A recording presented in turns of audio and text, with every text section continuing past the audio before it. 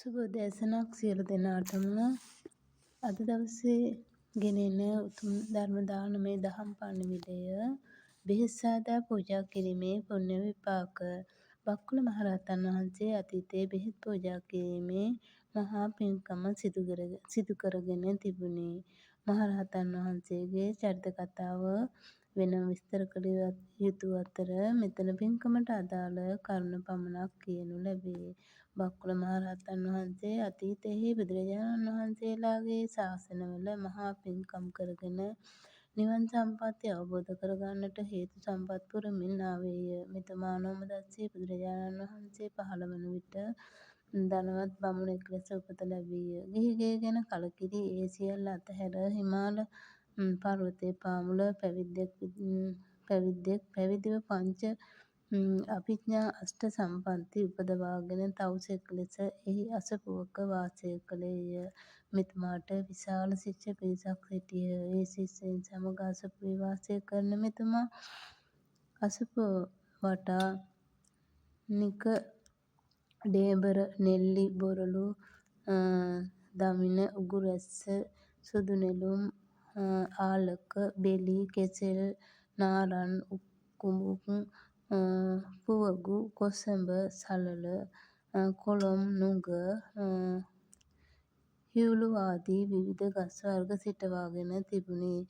දිනක් ලෝකනායක අනෝමදස්සී බුදුරජාණන් වහන්සේ විවේකයෙන් වැඩ සිටින්නට මෙම අසපුවට වැඩම කළහ. වැඩම කර ටික වේලාවකින් තථාගතයන් වහන්සේට වාතාබාධයක් ඇති වුණි. වනයේ හැසිරෙමින් සිටි මේ තාපසතුමා භාග්‍යවතුන් වහන්සේ ළඟට විත් බුදුරජාණන් වහන්සේ සිටින ඉරියව්වෙන් නිසැකයෙන්ම අසනීපය දැන ගත්තේය.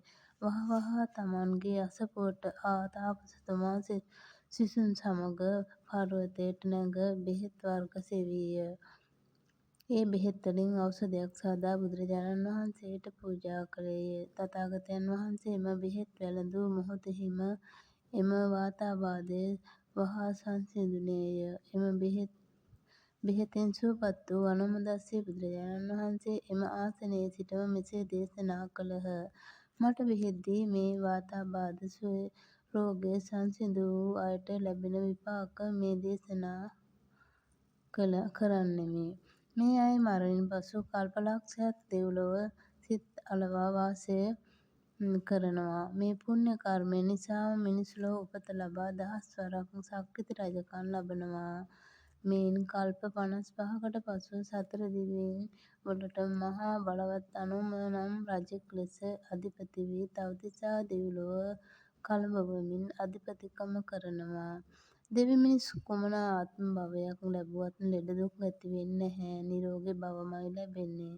අනාගතයේදී ලොව පහළ වන ගෞතම බුදුරජාණන් වහන්සේගේ ශාසනයෙහිදී රහත්ව නිරෝගී අය අතරින් අගතනතුරු ලබමින් පිරිනිවන් පානවා.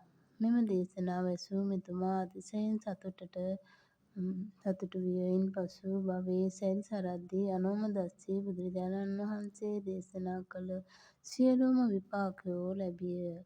අප බුදුරජාණන් වහන්සේ ළඟ පැවිදිව සිව් පිළිසිඹුයාපත් අෂ්ට සමාපත්තියද උපදවාගෙන මහා රහත් පදවියද එම පින්කම නිසාම ලබාගත් මෙතුමා නිරෝගී අය අතර අග්‍ර තනතුරුද ලැබීය. තෙරුවන් සරණයි. ආපදාන කථා බක්කුල ථේරාපදානය. සාදු සාදු සාදු. උතුම් තෙරුවන් සරණයි සියලුම දෙනාට. මෙම ධර්ම දානමය දහම් පණිවිඩය අනුමෝදන් කරමි. අනුමෝදන්ම වේවා. සාදු සාදු සාදු.